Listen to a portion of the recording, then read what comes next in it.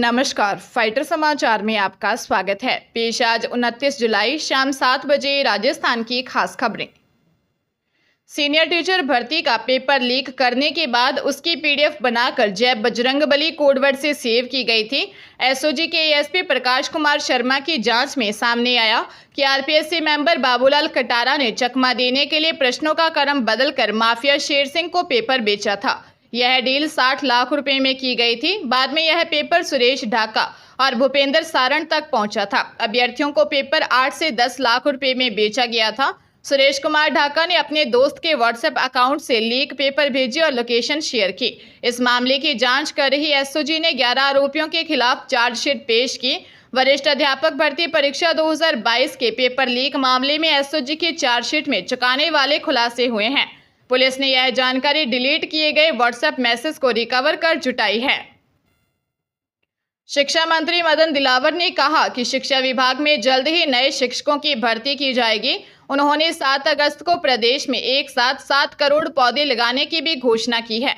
वे झुंझुनू के उदयपुर वाटी के शांकभरी मार्ग स्थित आनंद श्री चेतना केंद्र पर आयोजित सम्मान समारोह में बतौर मुख्य अतिथि बोल रहे थे। शिक्षा मंत्री दिलावर ने कहा कि इस बार प्रदेश में कोई ऐसी जगह नहीं है जहां का तापमान 47 डिग्री से कम रहा हो। देश की सीमा पर बाड़मेर और जैसलमेर में पारा 55 डिग्री से भी पार हो गया। विश्व के सर्वाधिक तापमान वाले 15 शहरों में से 7 शहर राजस्थान के शामिल हो गए। प्रदेश में भयंकर गर्मी और अधिक तापमान का कारण पेड़ों की संख्या में कमी होना है। उन्होंने कहा कि सरकार एक पेड़ मां के नाम अभियान चला रही है। हमें 7 अगस्त को एक साथ 7 करोड़ पौधे लगाने का लक्ष्य हासिल करना है। इसके लिए सभी सरकारी और गैर सरकारी संगठन अभी से तैयारी शुरू कर दें। प्रदेश के बीएड कॉलेजों में 2 व 4 वर्षीय कोर्स में प्रवेश के लिए आयोजित पीटीईटी में फ्रेश चॉइस फिलिंग राउंड में एक बार फिर अभ्यर्थियों की सुविधा के लिए नई पहल की गई है। नोडल एजेंसी वर्धमान महावीर कोटा खुला विश्वविद्यालय ने पहले राउंड के बाद बीएड कॉलेजों में कॉलेज व सब्जेक्ट वाइज रिक्त सीटों के लिए लिस्ट आधिकारिक वेबसाइट पर जारी कर दी है। 2 वर्षीय बीएड कॉलेजों में 32,747 सीटें और 4 वर्षीय बीएड कॉलेजों में कुल 17,678 सीटें रिक्त रही हैं। खास बात यह है कि इस साल काउंसलिंग के पहले राउंड के बाद ही 2 वर्षीय बीएड में 70% और 4 वर्षीय बीएड में 60% सीटें भर गई हैं। कॉलेज बदलने या नए कॉलेज आवंटन के लिए फ्रेश चॉइस फिलिंग राउंड 29 जुलाई को खत्म होगा। टोंक जिले के सदर थाना क्षेत्र के बनास नदी पर बने पुराने पुल से पिकनिक मनाकर बाइक से घर लौट रहे दंपति सड़क हादसे का शिकार हो गए। इसमें पत्नी की गोद में बैठे 1.5 साल के मासूम की गड्ढे में गिरने से मौत हो गई। जानकारी के अनुसार देशवाली मोहल्ला थाना पुरानी टोंक निवासी अब्दुल्ला अपनी पत्नी और 1.5 साल के बेटे के साथ बनास नदी पर बने पुराने पुल पर घूमने गए थे। वे तीनों बाइक से लौट रहे थे। रास्ते में आगे चल रहे टेम्पो को ओवरटेक करते समय बाइक का हैंडल टेम्पो से टकरा गया। इससे बाइक असंतुलित हो गई। इसी दौरान अब्दुल्ला के पीछे बाइक पर बैठी उसकी पत्नी की गोद में बैठा उसका बेटा तैमूर नीचे गिर पड़ा। इससे उसके सिर में गंभीर चोट लग गई। उसे तुरंत सआदत अस्पताल लेकर आए, जहां डॉक्टर ने उसे मृत घोषित कर दिया। बीकानेर जिले के पूगल में 5 महीने पूर्व एक व्यक्ति की संदिग्ध परिस्थिति में मृत्यु हो गई थी। उसके मौत की गुत्थी सुलझाने के लिए 5 महीने से जांच कर रही थी। जिन लोगों पर शक था उनसे पूछताछ भी की गई, मगर पुलिस को गुमराह किया जाता रहा। आखिरकार पुलिस ने 5 महीने की मेहनत के बाद हत्या की गुत्थी सुलझाई और मामले में मां, बेटे व बेटी को गिरफ्तार कर लिया। थानाधिकारी धर्मेंद्र सिंह ने बताया कि सुरासर निवासी ताजू खान मुसलमान ने 16 फरवरी को रिपोर्ट दी कि उसका लड़का लियाकत अली 15-16 फरवरी की रात्रि को बाइक लेकर आरडी 729 स्थित ठेके पर लिए हुए अपने खेत गया था। रात को वहीं रुका। ढाणी में एक लड़का, उसकी मां और बहन मौजूद थी। उस लोगों ने लियाकत अली के बेहोश होने की सूचना दी। उसे पूगल अस्पताल ले गए, जहां चिकित्सकों ने उसे मृत घोषित कर दिया था। पोस्टमार्टम रिपोर्ट आने पर पुलिस ने जांच पड़ताल शुरू की। आरोपी कई बार अलग अलग बातें बताते रहे। गहनता से पूछताछ करने पर उन्होंने लियाकत अली की प्रेम प्रसंग और अवैध संबंधों के चलते हत्या की बात कबूल कर ली। चित्तौड़गढ़ के मनफिया थाना क्षेत्र में एक ज्वेलरी की दुकान में चोरी हो गई। चोर दुकान से कुछ बॉक्स में ज्वेलरी लेकर निकले थे और करीब 50 मीटर की दूरी पर ज्वेलरी निकालकर डिब्बे रास्ते में ही छोड़कर भाग गए। ज्वेलर ने इसकी जानकारी पुलिस को दी। पुलिस ने मौका मुआयना कर मामला दर्ज किया। मंडफिया थाना क्षेत्र के चिकारड़ा बस स्टैंड पर आदर्श ज्वेलर्स के नाम से एक दुकान है। दुकान के मालिक 54 वर्षीय मीठालाल सोनी ने बताया कि दुकान से चोर 5 किलो चांदी के गहने और सोने की भी लगभग 40 ग्राम गहने चोरी कर ले गए। उन्होंने बताया कि कुल 5 लाख का नुकसान हुआ है। सीसीटीवी फुटेज में 2 चोर नजर आए जो कि गैस कटर लेकर आए थे। दुकान में तिजोरी नहीं होने के कारण गैस कटर को वही दुकान के बाद छोड़कर चले गए। पुलिस चोरों की तलाश कर रही है।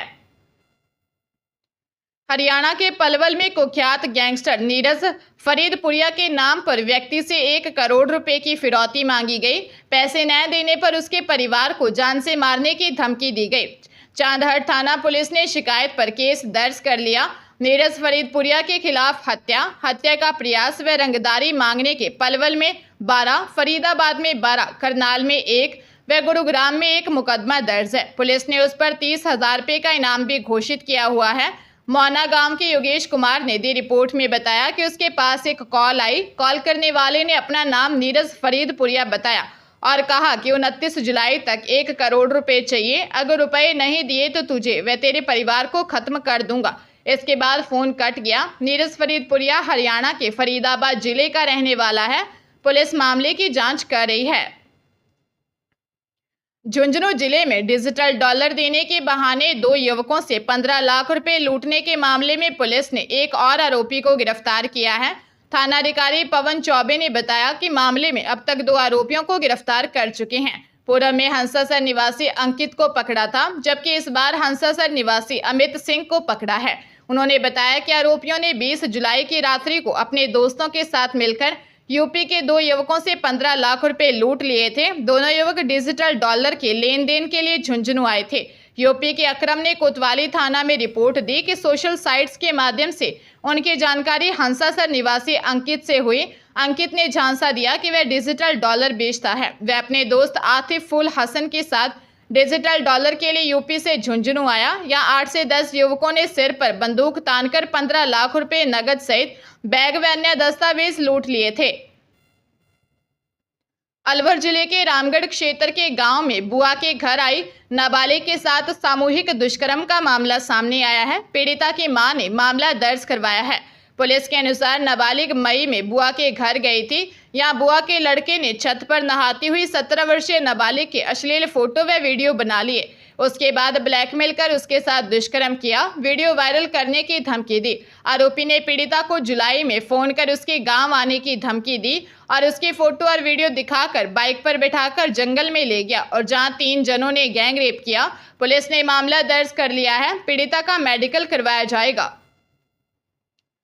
डूंगरपुर के बिछीवाड़ा थाना क्षेत्र के NH 48 पर आरा मोड़ के पास एक बेकाबू कार डिवाइडर से टकराकर पलट गई। हादसे में कार सवार बड़े भाई की मौत हो गई। हादसे में छोटा भाई गंभीर रूप से घायल हो गया। घायल को गुजरात के लिए रेफर किया गया। ASI कैलाश चंद्र कलासुआ ने बताया कि गुजरात गांधीनगर निवासी इंद्रजीत सिंह ने रिपोर्ट में बताया कि उसका चचेरा भाई विपिन सिंह और रविंदर सिंह इको कार लेकर उदयपुर से गांधीनगर आ रहे थे। इस दौरान NH 48 पर बिछीवाड़ा थाना क्षेत्र में आरा मोड़ पर कार स्पीड में होने से डिवाइडर में जाकर टकराई। दोनों को जिला अस्पताल ले जाया गया, जहां डॉक्टर ने विपिन को मृत घोषित कर दिया। पुलिस ने मामला दर्ज कर जांच शुरू कर दी है। राजसमंद में चोरों ने एक सोने मकान को निशाना बनाते हुए नकदी और सोने चांदी के जेवर चुरा लिए। जानकारी के अनुसार कांकरोली पुलिस थाना सर्कल में एमडी पंचायत के भट्टखेड़ा गांव में रात को चोरों ने रामकिशन के सोने मकान को निशाना बनाया। बदमाशों ने मकान का ताला तोड़कर 3 तोला गोल्ड, 150 ग्राम चांदी व 15,000 रुपये नगद चुरा कर ले गए।